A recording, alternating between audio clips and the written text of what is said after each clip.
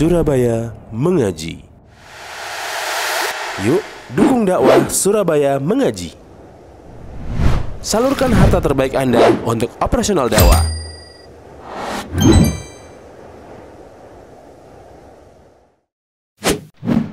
SM Store, amanah dalam muamalah. Innal hamdalillah nahmaduhu wa nasta'inuhu wa nastaghfiruh wa na'udzu billahi min shururi anfusina wa min sayyiati a'malina. Man yahdihillahu fala mudilla lahu wa man yudlil fala hadiya lahu.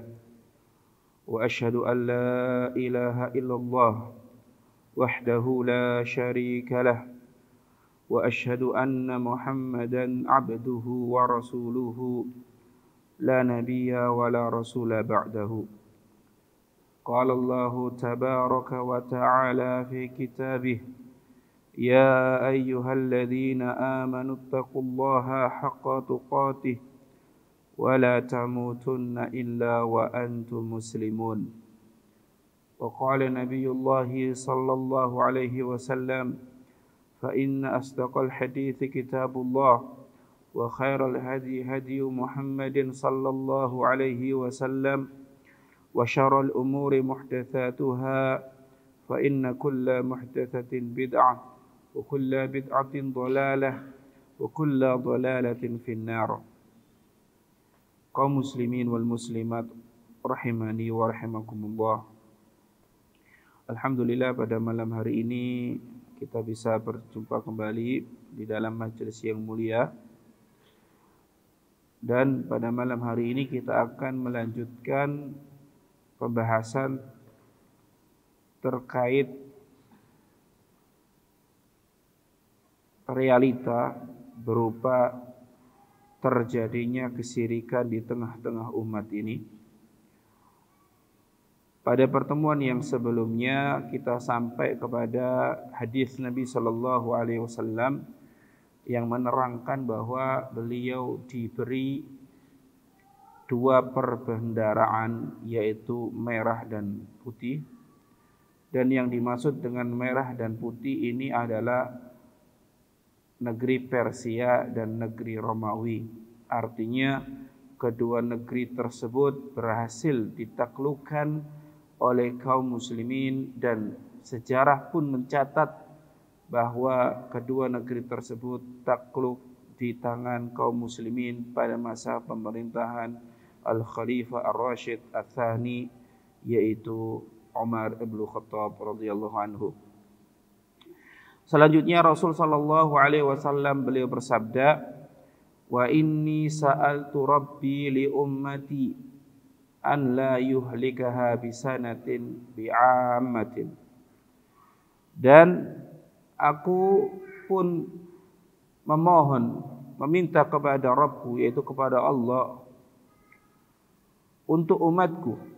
Jadi permintaan ini berkaitan dengan umat beliau. An la yuhlikaha bisanatin bi'ammah, yaitu agar Allah Azza wa Jalla tidak membinasakan umat muslim atau kaum muslimin dengan paceklik yang berkepanjangan. Ay al-jadbu alladhi yakunu bihi al-halakul 'am. Yang dimaksud dengan bisanatin adalah al-jadb, yaitu paceklik, kekeringan, yang menyebabkan apa? Kebinasaan secara berkepanjangan atau secara menyeluruh. Dan di dalam bahasa Arab, lafadz paceklik juga bisa diungkapkan dengan sanah. Ya, sanah. Seperti pada firman Allah Azza wa Jalla di dalam surat Al-A'raf ayat yang ke-130, Allah berfirman, wa laqad akhadna ala fir'auna bis-sinin. Dan sungguh kami azab Fir'aun beserta pengikutnya bis-sinin, dengan paceklik. Ya, sanah yang jamaknya adalah sinin, ay al-jadbu al-mutawali, yaitu paceklik yang berkepanjangan. Nah, ini permintaan Rasul sallallahu alaihi wasallam yang pertama, yaitu apa? agar Allah tidak membinasakan umat Islam dengan paceklik yang berkepanjangan, paceklik yang menyeluruh. Semua negeri muslim sama-sama dilanda paceklik, sehingga binasalah kaum muslimin. Nah, ini Rasul meminta agar apa? Tidak ditimpahkan kepada kaum muslimin hal yang demikian. Kemudian permintaan yang kedua yang Rasulullah Sallallahu Alaihi Wasallam utarakan kepada Allah Azza wa Jal adalah wa an la yusallita alaihim aduwwun min siwa anfusihim. Beliau meminta agar Allah Azza wa Jalla tidak menguasakan kepada atau di atas orang-orang yang beriman seorang musuh kecuali dari kalangan mereka sendiri. Fayastabiha baydatahum, maka musuh itu pun nantinya akan merampas seluruh negeri kaum muslimin. Da'a rabbahu alla yusallita 'alal muslimina aduwan min ghairihim minal kufar. Rasulullah sallallahu alaihi wasallam di dalam hadis ini beliau memohon kepada Allah agar Allah Subhanahu wa taala tidak menjadikan orang-orang kafir mampu untuk menguasai mereka. Fa yasta'sila jama'atahum wa mu'azzamahum wa imamahum, yang menyebabkan orang-orang kafir tersebut mampu mencabik-cabik jama'atahum, perkumpulan kaum muslimin, wa mu'azzamahum wa imamahum, dan para penguasa serta imam-imam pemimpin kaum muslimin. Walau istama alaihi min aqtaril ardi hatta yaqa'a minhum ma dzukir.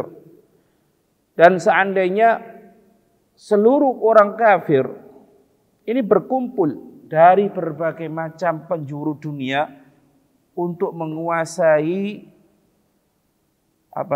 kaum muslimin, agar kaum muslimin binasa, maka ini tidaklah akan terjadi. Tidaklah akan terjadi. Kemudian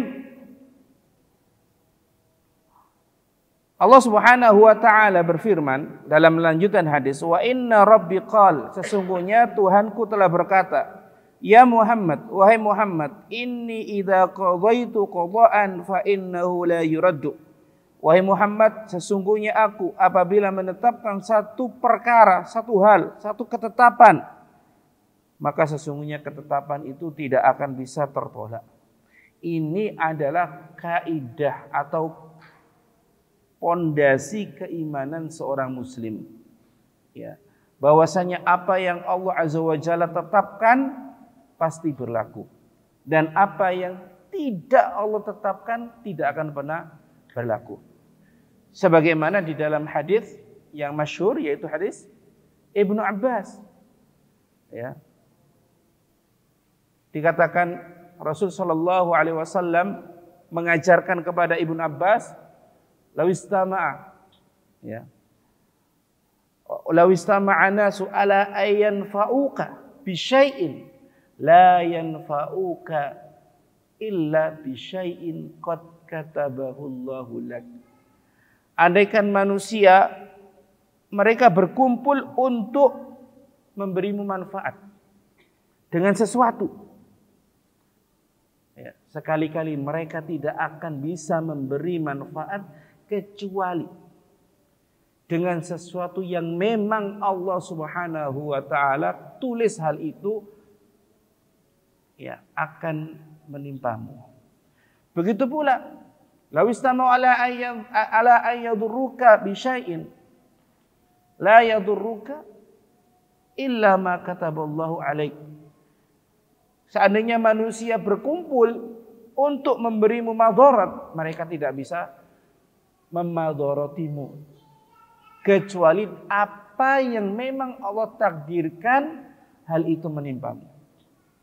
Ya, ini harus kita yakini. Ya. Ketika kita dihadapkan satu hal, satu problem, ya, yang secara kasat mata bahwasanya hal itu tidak kita senangi. Maka harus kita yakini seandainya itu madharat, benar-benar madharat, tidak akan menimpa kita kalau Allah tidak menakdirkan. Ya, seandainya itu pun bukan madharat murni, ada manfaatnya, maka sesungguhnya itu pun manfaat akan kembali kepada kita. Kita tetap husnudzon kepada Allah Azza wa Jalla. Ya. Apa yang Allah takdirkan kepada kita, ya, tetaplah berhusnudzon kepada Allah Azza wa Jalla. Segala musibah yang Allah takdirkan kepada kita, tetap kita harus husnudzon kepada Allah Azza wa Jalla. Karena Allah Al-Hakim. Al-Hakim, apa Al-Hakim? Ya, Hakim bijaksana secara terjemahan, yang zat yang maha bijaksana. Maksud Al-Hakim itu adalah bahwasanya perbuatan Allah Azza wa Jalla antara al-fadlu wal adl. Ya, antara al-fadlu wal adl, karunia dan keadilan. Jadi perbuatan Allah kalau tidak berupa keadilan, ya asasnya adalah keadilan, ya karunia. Artinya tidak ada satupun perbuatan Allah yang asas pondasinya adalah kedoliman. Allah tidak pernah mendolimi kita. Ya. Dan kita sebagai orang yang beriman harus husnudzon kepada Allah Azza wa Jalla. Gitu. Bahwasanya apa yang Allah takdirkan kepada Allah pasti semuanya baik. Ya, tidak usah sedih. Ya. Cukup satu hal yang wajib kita untuk sedih. Manakala kita bermaksiat kepada Allah, terlebih manakala kita keluar dari agama Allah. Itu hal yang patut untuk disedihkan. Ya, adapun yang lain, maka sungguh ya, bolehlah kita bersedih, namun bukan bersedih dengan berkepanjangan. Kenapa? Karena Allah Azza wa Jalla Al-Hakim. Bainal adl wal fadl, antara karunia, memberi karunia ataupun menegakkan keadilan di hadapan atau kepada hambanya. Jadi kata Allah Azza wa Jalla, "Idza qadaitu qada'an fa innahu la yurad." Kalau aku tentukan satu ketentuan, maka tidak akan tertolak. Tidak akan ada yang menolaknya. Tugas kita hanya berusaha. Kalau kita menginginkan kebaikan, tugasnya kita adalah berusaha untuk menjauhi sebab-sebab kemadharatan. Kalau kita menginginkan terhindar dari kemadharatan. Namun ingat, apa yang kita lakukan hanya sebatas akhdus sabab, mengambil sebab, bukan musabbib. Ya, bukan musabbib. Jangan sampai kita ketika usaha misal, wah aku sudah nanam modal beratus-ratus juta, harusnya kan untung. Ya.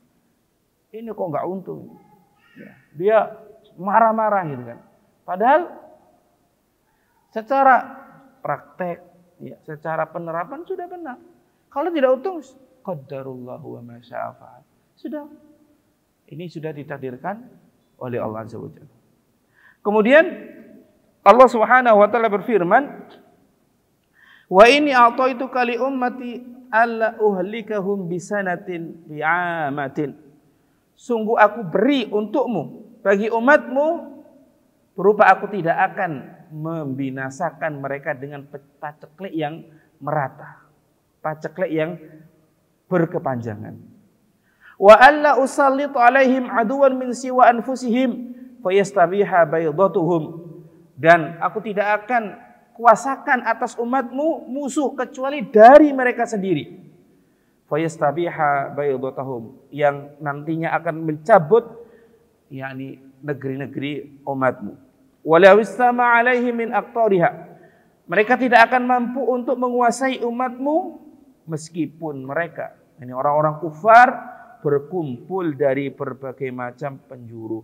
Hatta yakuna ba'duhum yuhliku ba'dun, sampai ya sebagian dari umatmu membinasakan sebagian yang lain, wa yasbiya ba'duhum ba'dha, dan sebagian dari kalangan umatmu pun menawan sebagian yang lain.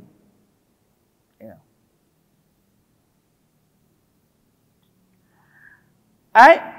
Maksudnya apa? Idza waqa'a dzalik, kalau kita jumpai realita di kehidupan kita, ada orang kufar menguasai kaum muslimin, maka maksudnya apa?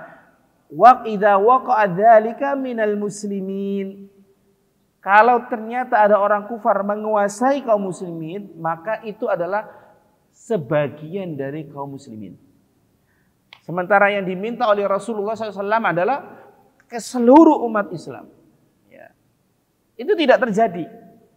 Ya. Tapi kalau minal muslimin, ya, sebagian dari umat Islam, fa innahu qad yusallitullahu alaihim aduwwahum minal kufar, maka bisa saja atau terkadang Allah menguasakan orang-orang kufar kepada kaum muslimin.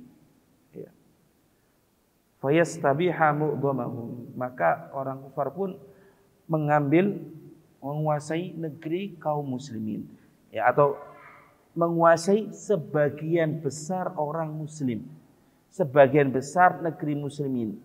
La kullal ummah, bukan semua umat Islam. Ya.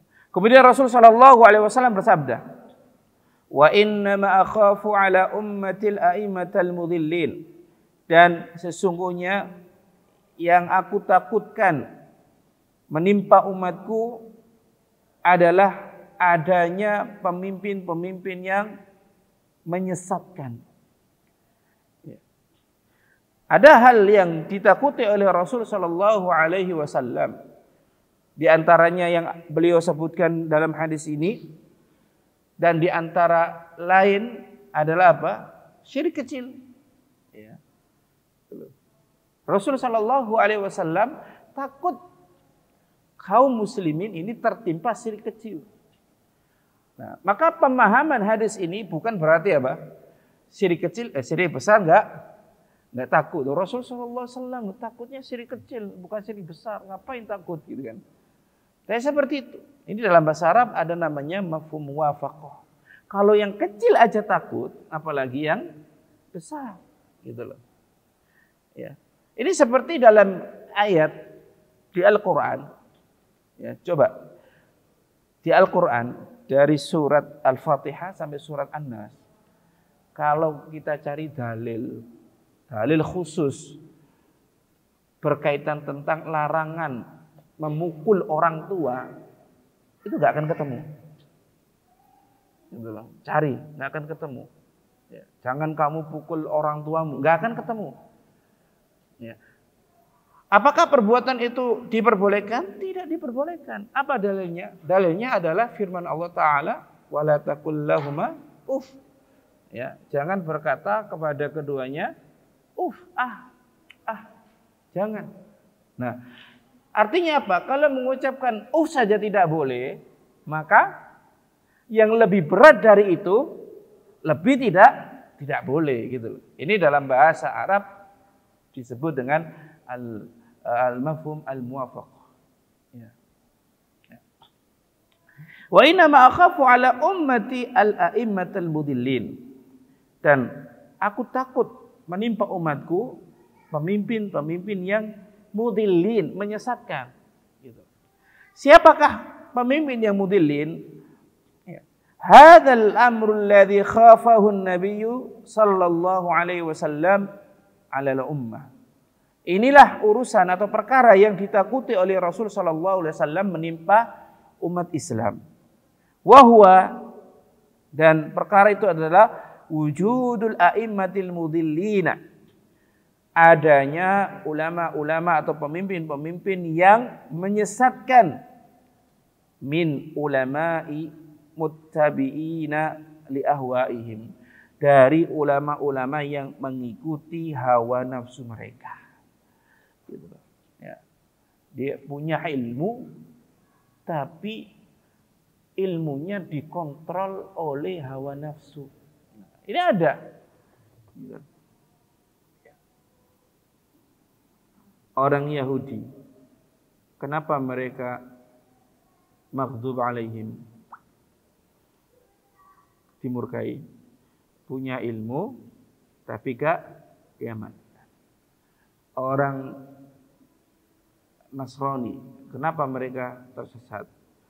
Beramal tanpa ilmu. Maka Syekhul Islam Ibnu Taimiyah mengatakan, ya, ada seorang ulama, ya insyaallah kalau tidak Syekhul Islam, ya Sufyan Ats-Tsauri, saya lupa dari dua ulama ini. Ya, kalau ada ulama yang mereka tidak mengamalkan ilmunya, maka dia menyerupai Yahudi. Kenapa? Karena punya ilmu tapi tidak diamalkan. Nah, di sini apa? Ulama yang mengikuti hawa nafsunya. Gitu loh. Dia gunakan ilmu tersebut bukan untuk menerangkan agama Allah, menyampaikan agama Allah, namun untuk apa? Mendapatkan keduniawiaan. Gitu. Ya. Ada enggak ulama yang demikian? Ada. Gitu. Ya. Atau di antara a'immatul mudillin juhalun yantasibuna linnasi ala annahum ulama. Adalah orang-orang yang bodoh, yang tidak punya ilmu, namun mereka mengaku-ngaku di hadapan para manusia atau di hadapan manusia bahwasanya mereka adalah ulama. Gitu. Ya. Apalagi zaman sekarang. Zaman sekarang itu zaman semua boleh berbicara atau semua punya kesempatan berbicara. Semua punya media masing-masing. Ya, kalau zaman dulu ngomong masalah agama misal, forumnya di mana? Ya, di meja pengajian ini, di mimbar. Ya. Sekarang tidak, semua bisa ngomong. Ya. Sudah semua bisa ngomong terkait agama. Yang kedua itu semua berani ngomong. Ya, gitu. Coba kalau masalah kedokteran, kira-kira ada nggak orang awam komentar? Ada? Nggak ada.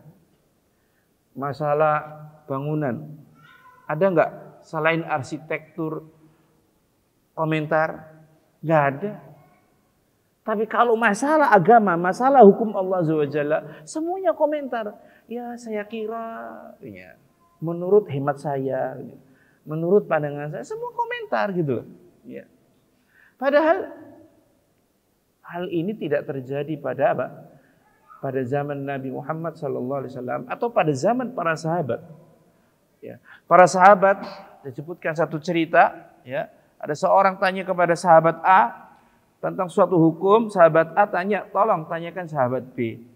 Sahabat B tanyakan sahabat C. Sahabat C ditanya, tanyakan sahabat D. Sampai muter, yang terakhir bilang, tanyakan ke sahabat A.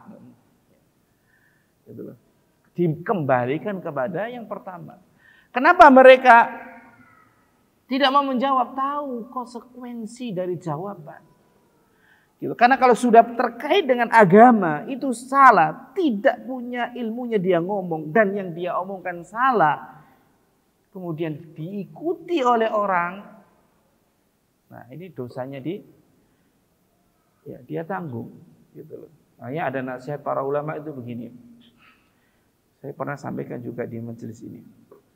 Ada orang itu menjual akhiratnya untuk kepentingan dunianya. Tapi ada orang menjual akhirat dia untuk kepentingan dunia orang lain.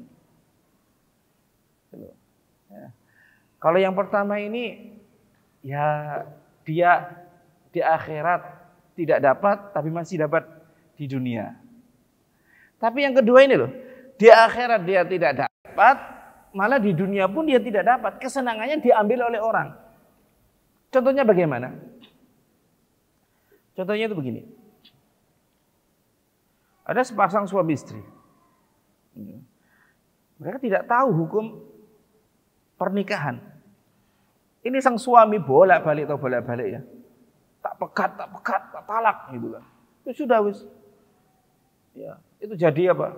Senjatanya kalau tengkar dengan suaminya, dengan istrinya. Ya. Tapi habis itu apa? Ya nyesal, gitu kan. Berkali-kali. Kemudian dia tanya kepada seorang pemuda. Ya, seorang pemuda yang terlihat suka hadir di majelis ilmu. Ya, kebetulan yang dia kenal pemuda ini. Kayaknya dia tahulah hukumnya. Ditanya, bagaimana status hukum pernikahan saya? Ya. Dia nggak takut kepada Allah Azza wa Jalla. Dia beristihad, pernikahan kamu masih sah. Ya. Padahal hakikatnya sudah tidak sah lagi, sudah harus pisah. Nah, kira-kira di akhirat yang ketiban dosa siapa? Siapa? Pemuda ini kan. Di dunia yang enak siapa? Ya orang yang tadi yang tanya. Gitu. Jadi dia menjual akhiratnya untuk dunianya orang lain, gitu loh. Ya, ini terkait agama, gitu. Jadi ketika kita memang tidak memahami permasalahan agama, hendaknya kita diam, gitu loh. Bukan tajarruk. Tajarruk itu apa? Berani berkomentar tanpa ilmu dan tidak perlu gengsi. Gitu. Ditanya, gengsi mau ngomong Allahu a'lam itu harus buka 99 kunci yang ada di mulut. Ya. Baru Allahu a'lam itu. Kadang itu ditanya, nggak tahu itu bukan Allahu a'lam. Ketik internet, ya, gitu. Ya. Padahal cukup tahu Allahu a'lam, sudah selesai, gitu loh. Kamu masa nggak tahu? Ya saya memang nggak tahu, gitu. Ya. Nah ini apa? Juhalun yantasibuna linasi ala annahum ulama. Jadi orang-orang bodoh yang menampakkan di hadapan manusia kalau mereka itu ulama. Saya ini ulama, gitu. Ya padahal bahasa Arab saja tidak paham. Qad wujidah. Ya. Dan hal ini telah didapati. Id wujida minal ulama'i man yufti bidhalalin. Ya, ada sebagian ulama yang menfatwakan dengan kesesatan. Wa yujizu lin-nasi dzahaba ilal quburi. Mereka membolehkan manusia untuk pergi ke kuburannya. Bukan ziarah syar'iyah, bukan. Tapi ziarah yang mengantarkan kepada kesyirikan atau ziarah kesyirikan. Karena kalau ziarah sesuai dengan batas-batasan syar'i, boleh atau tidak? Boleh. Ziarah di pemakaman atau perkuburan daerahnya sendiri tanpa harus bersusah payah. Dia niatkan ziarah itu untuk apa? Mengingat kematian. Ini ziarah syar'i, mendoakan orang yang meninggal dunia. Ziarah syar'i. Tapi yang dimaksud di sini adalah ziarah yang harus takalluf. Ya. Keluar ongkos, bahkan wis gak usah haji, cukup 5 kali ziarah ke beberapa wali aja sudah dianggap seperti haji. Nah, di mana dalilnya? Itu syariat haji itu lebih dulu daripada ziarah. Kok bisa? Nah, ada fa'auhamul amata wa fatanuhum. Maka mereka pun membuat orang umum, kaum muslimin pada umumnya itu bimbang dan terfitnah. Wa qauluhu, dan juga sabda Nabi sallallahu alaihi wasallam, wa idza waqa'a 'alaihimus sayfu, dan apabila terjadi pada mereka as-sayf, yakni pertumpahan darah, lam yurfa ila yaumil qiyamah, maka pertumpahan darah itu pun tidak akan diangkat hingga hari kiamat. Waqa'a sayfu biqatli Utsman lam yurfa, telah terjadi pertumpahan darah sejak terbunuhnya Utsman dan tidak diangkat. Bahkan fitnah yang ada menimpa kaum muslimin saat ini semuanya berawal dari mana? Dari terbunuhnya Umar bin Khattab radhiyallahu anhu.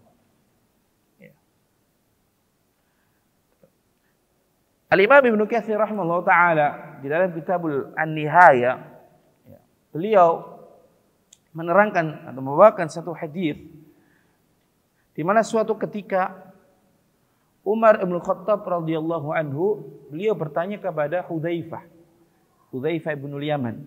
Ibnu Hudzaifah ini adalah sirrun Nabi sallallahu alaihi wasallam, yaitu orang atau sahabat Nabi yang diberitahu tentang beberapa rahasia. Ya, di antaranya adalah nama-nama orang munafik. Ya. Kenapa Nabi sallallahu alaihi wasallam memberitahu Hudzaifah? Nah, ini ada yang menjelaskan. Ini karena Rasul sallallahu alaihi wasallam beliau tahu karakter Hudzaifah. Ya, jadi Nabi itu tahu karakter para sahabat dan beliau akan bermuamalah dengan sahabat sesuai dengan karakternya masing-masing. Ya. Di antara keterangan yang pernah saya dapat, di antara karakter Hudzaifah itu apa? Dia atau beliau tidak mengalami perubahan mimik wajah ketika bertemu dengan orang yang disenangi dan yang tidak disenangi. Sama saja. Gitu loh. Ya, ketika karakter beliau demikian, kira-kira orang munafik kalau ngomong sama Hudzaifah, curiga enggak? Nggak curiga, gitu loh. Ya. Tapi kalau ya seseorang itu kelihatan banget nggak nyaman sama seseorang ketika bicara, pasti yang diajak bicara itu bertanya-tanya, salahku apa? Ini kok beda, nggak kayak dulu, nggak kayak kemarin, kok ada apa ini? Nah, gitu. Nah, ini karakter apa? Hudzaifah. Maka Rasulullah SAW memberikan apa? Kabar yang tidak diberitahukan kepada sahabat yang lain. Nah, Umar tanya kepada Hudzaifah terkait satu fitnah. Maka Hudzaifah menjawab, tidak terjadi. Ya. Fitnah itu tidak terjadi. Karena antara fitnah dan zamanmu ada satu pintu yang menghalanginya. Nah, kemudian Umar mengatakan atau bertanya, ya, pintu tersebut kelak apakah akan terbuka ataukah didobrak? Kata Hudzaifah, pintu itu akan didobrak. Dan Umar faham bahwasanya yang dimaksud dengan pintu tersebut adalah diri beliau sendiri. Dan yang dimaksud dengan didobrak adalah beliau akan terbunuh. Sehingga benar realitanya. Coba, setelah Umar bin Khattab radhiyallahu anhu wafat, terbunuh, muncul berbagai macam fitnah. Gitu loh. Ya. Karena ditobrak, rusak, nggak bisa ditutup lagi. Gitu. Sampai sekarang. Ya. Nah, seperti itu. Jadi di antara penjaga fitnah itu ada Umar. Gitu loh. Ya. Nah, dulu ada satu peneliti Muslim, dia menulis satu tulisan ilmiah, disertasi di negeri kafir, bahas tentang Umar bin Khattab radhiyallahu anhu. Ya. Ketika di sidang, ini dosen pengujinya bertanya, apa yang akan dilakukan Umar bin Khattab kepada Amerika seandainya Umar bin Khattab hidup pada zaman sekarang? Bagaimana sikapnya? Nah, orang Muslim cerdas. Bila menjawab begini, kalau ada Umar bin Khattab zaman sekarang, itu nggak ada namanya Amerika. Jangan tanya apa yang dilakukan Umar bin Khattab, nggak ada, gitu loh. Ya, gitu. Ya. Nah, jadi telah terjadi apa? Pembunuhan, pertumpahan darah dengan terbunuhnya Utsman bin Affan, lam yurfa, dan tidak diangkat. Wa kadzalika yakunu ila yaumil qiyamah, dan inilah yang terjadi sampai hari kiamat. Walakin yaktsuru taratan wa yaqilu ukhra, tapi terkadang ya, banyak, terkadang berkurang. Gitu. Wa yakunu fi jihatin duna ukhra, juga terkadang ada di negeri A, di negeri B tidak ada, dan di negeri C pun banyak pembunuhan, di negeri D pun tidak ada. Nah, seperti itu. Kemudian Rasul mengatakan wala taqumu sa'atu hatta yalhaqu hayyun min ummati bil musyrikin, dan tidak akan tegak hari kiamat sampai hayyun, yakni satu negeri dari umatku dia mengikuti orang-orang musyrikin. Ya. Wa yahtamilu an yalhaqu bihim bi biladihim. Hadis ini memberikan pengertian ya. Yang pertama, ya, bisa saja cakupan maknanya adalah orang-orang muslimin, umat Islam itu ngikuti kaum kufar ke negeri mereka. Nah, ini ada pembahasan khusus di tengah-tengah para ulama terkait bagaimana hukum orang muslim berkunjung ke negeri kufar. Ya. Kalau tidak hajat yang mendesak, maka hukumnya tidak boleh. Gitu. Ya. Karena sangat berbahaya terhadap agama. Ya. Banyak cerita-cerita yang awalnya di negeri muslim taat, kemudian ketika ziarah berkunjung ke negeri kufar berubah, sudah meninggalkan agamanya. Nah, ada lagi penjelasan di antara para ulama tentang hukum berpindah warga negara ke negeri kufar. Ya, sebagian ulama dalam salah satu fatwa mereka itu memfatwakan kekufuran bagi orang yang pindah warga negara dari negeri Islam pindah ke negeri kufar. Dasarnya apa? Dasarnya tidak mungkin seseorang pindah negeri, pindah ke warga negaraan, melainkan di situ ada ketundukan, keridhaan terhadap hukum yang ada di negeri tersebut. Ini dah dasarnya. Jadi permasalahan ini bukan permasalahan yang remeh. Memangnya kalau kita punya uang, pengen liburan, pilih negeri-negeri Islam. Ya.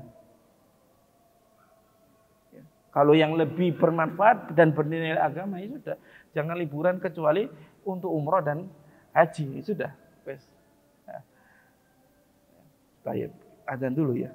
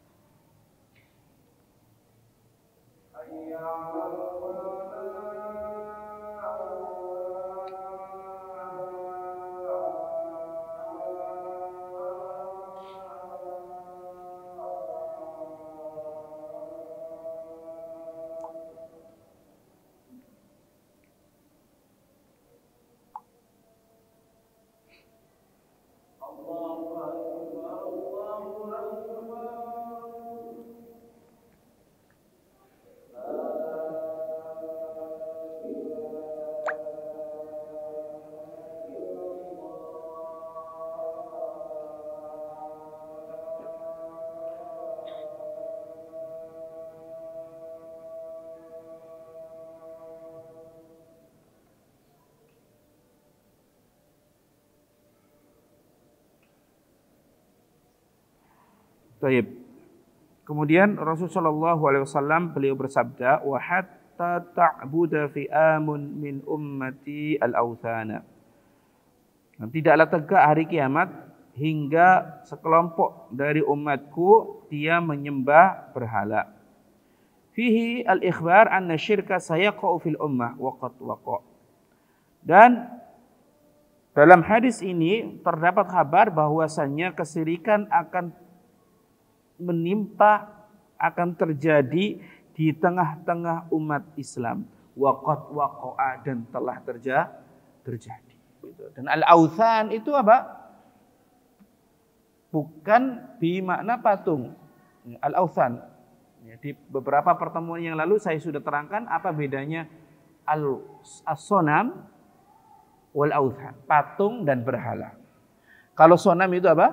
Punya rupa. Tapi kalau authan, berhala, itu tidak punya rupa. Kuburan, keris, dan yang lainnya. Itu kalau disembah, maka dia adalah authan, berhala. Ya.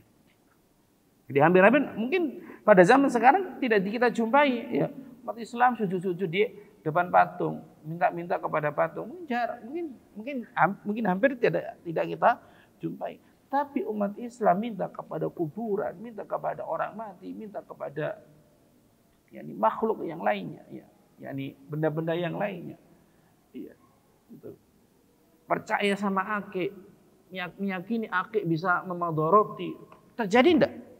Terjadi. Dan percaya kalau akik itu punya madharat, punya manfaat, itu termasuk penyembahan. Gitu. Bukankah di antara bentuk ibadah itu apa? Al-khauf. Takut.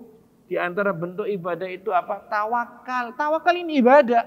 Kalau ada orang tawakal kepada selain Allah, artinya dia menyembah selain Allah. Tawakal kepada akik artinya menyembah pada akik. Nah, akik kalau disembah, akik itu jadi berhala.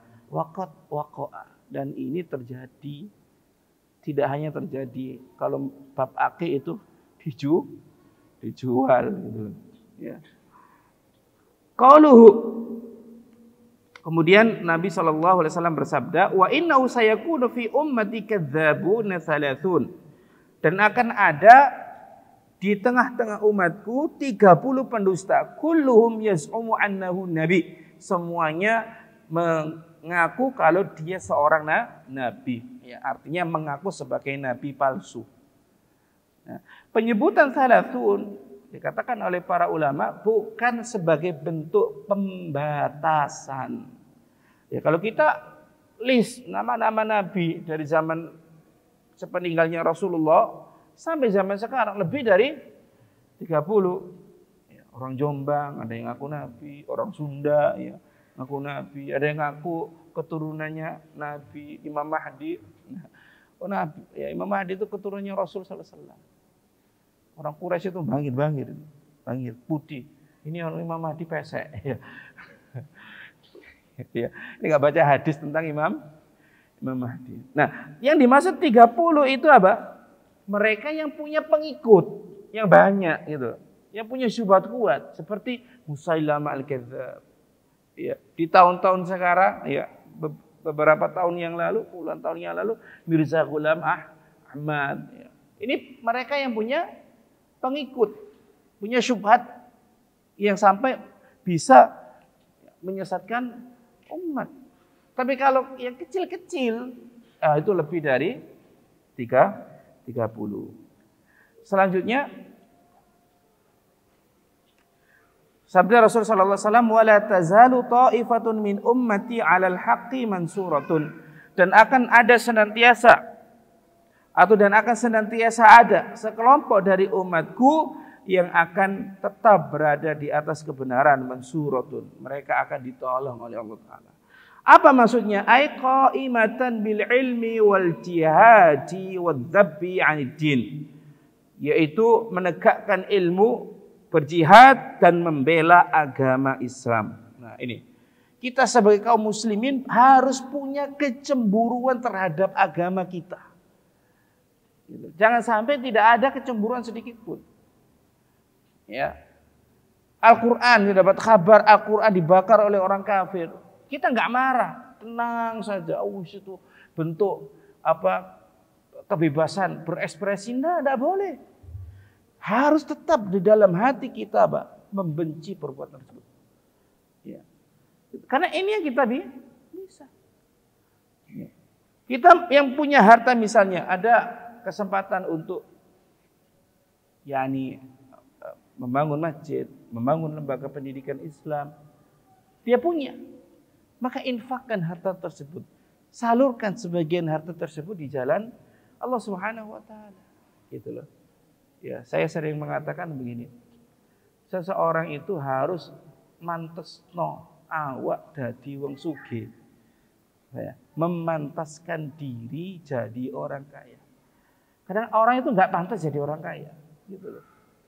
Gimana memantaskan? Bukan memantaskan dengan pakai pakaian yang mewah, pakai perhiasan yang mewah, bukan. Dia memantaskan diri jadi orang kaya, maksudnya adalah memantaskan diri untuk diberi amanat harta. Gitu loh. Sehingga apa? Hartanya diinfakkan di jalan Allah Azza wa Jalla. Gitu. Ibarat kayak pantas dititipi. Panjenengan ya. Mau ngirim HP. Kemudian diserahkan ke si fulan A. Ternyata si fulan A ini enggak amanah. Kira-kira besok kalau mau nitip HP lagi ke si fulan yang tadi atau yang lain? Yang lain. Kenapa? Enggak pantas dititipi. Gitu loh. Ya. Enggak pantas. Nah, kita pun demikian. Dan tidak ada kaitan antara infak dengan kekayaan. Ya, enggak infak karena kefakiran, enggak ada. Infak itu kaitannya dengan keimanan. Gitu loh. Ya. Orang ketika miskin enggak pernah infak. Ya. Ya. Dia takut kekurangan. Ketika dia dapat harta, yakin akan berubah berinfak dermawan? Belum tentu. Ketika dia jadi kaya, dia pun nggak infak karena takut apa? Takut hilang, takut berkurang. Ya. Nah, jadi apa? Kita sebagai kaum muslimin hendaknya benar-benar gunakan potensi yang Allah Ta'ala berikan untuk membela agama Islam. Yang punya ilmu dengan ilmunya, yang punya harta dengan hartanya, yang punya tenaga dengan tenaganya, semuanya punya kesempatan untuk membela agama Allah Azza wa Jalla. Ya, kemudian wal murad, dan di antara maksud dari dhahirin 'alal haq al-'amiluna bi kitabillahi wa sunnati nabiyihim, dan mereka mengamalkan firman Allah dan mengamalkan sunnah Rasul sallallahu alaihi wasallam. Keberadaan kelompok ini tidak mesti kumpul di satu negeri. Ya, tapi juga bisa berpencar-pencar. Ada yang di Indonesia, ada yang di Malaysia. Mereka terpencar-pencar, namun mereka disatukan dengan satu manhaj yang sama, yaitu menjalankan agama Islam berlandaskan firman Allah, sunnah Rasul Sallallahu Alaihi Wasallam di atas pemahaman para sahabat. Nah, ringkasnya dari bab ini adalah apa? Hendaknya kita waspada dari kesyirikan dan terjerumus ke dalam kesyirikan. Jangan sampai ada di antara kita yang merasa aman dari kesyirikan.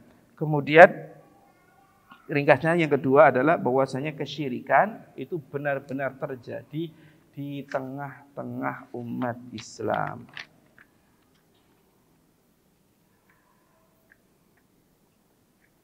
Tayyib.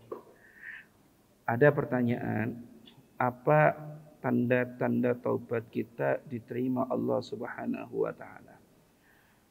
Yang pertama adalah apabila taubat kita itu sesuai dengan syarat diterimanya taubat. Ya, an-nadam, menyesal, at-tark, meninggalkan. Kemudian yang ketiga adalah al-azm. Al-azmu yaitu apa? yakni bertekad untuk tidak mengulanginya lagi. Tentu yang pertama paling utama itu ikhlas ya. Kemudian yang keempat, taubat itu diamalkan, dilakukan sebelum waktu ditutupnya taubat. Yang pertama adalah sebelum nyawa di kerongkongan, dan yang kedua adalah sebelum matahari terbit dari barat, dan yang kelima jika dosa itu berkaitan dengan hak orang lain maka harus dimintai kehalalan. Ini syarat diterimanya taubat. Dan kita harus husnudzon kepada Allah Azza wa Jalla bahwasanya Allah menerima taubat kita. Gitu loh. Ya, jangan sampai ketika kita sudah melakukan 5 hal ini kita masih suudzon sama Allah, jangan. Gitu loh. Ya. Kemudian, apabila taubat ini diterima oleh Allah Azza wa Jalla, maka akan berdampak perubahan pada orang yang bertobat. Ya, dia akan lebih semangat untuk menjalankan ketaatan. Gitu. Ya. Nah, Ustadz, bagaimana kalau seandainya dosa lagi? Apakah itu tanda tobatnya tidak diterima? Tidak. Ya, para ulama ya tidak memberikan keterangan bahwasanya syarat diterimanya tobat adalah tidak melakukan perbuatan dosa lagi. Kenapa? Karena satu, hal itu sudah di luar batas kemampuan seseorang. Dan yang kedua, hal itu terjadi terkait apa? Mustakbal, masa depan. Siapa yang bisa tahu? Gitu. Makanya dijelaskan para ulama apa? Al-azmu. Hanya apa? Tekad untuk tidak melakukan perbuatan tersebut. Ya. Ya. Apa makna meninggalkan? Ini terakhir terkait dengan ini. Apa makna meninggalkan dosa? Apa makna dari meninggalkan dosa? Kira-kira manusia kita bisa enggak terbebas dari dosa? Tidak bisa ya. Terus apa makna kita disuruh meninggalkan dosa? Toh kita pun enggak akan bisa meninggalkan dosa. Maksud dari meninggalkan dosa itu adalah bersungguh-sungguh mengambil sebab untuk meninggalkan dosa, dan jika terjatuh dalam perbuatan dosa segera bertaubat kepada Allah Subhanahu wa taala. Kita cukup di sini. Semoga yang disampaikan bisa atau ada manfaatnya bagi anak pribadi dan bagi jamaah sekalian. Kalau ada salahnya kami mohon maaf yang sebesar-besarnya. Saya tutup dengan bacaan kafaratul majlis. Subhanakallahumma wa bihamdika asyhadu an la ilaha illa anta astaghfiruka wa atubu ilaik. Assalamualaikum warahmatullahi wabarakatuh.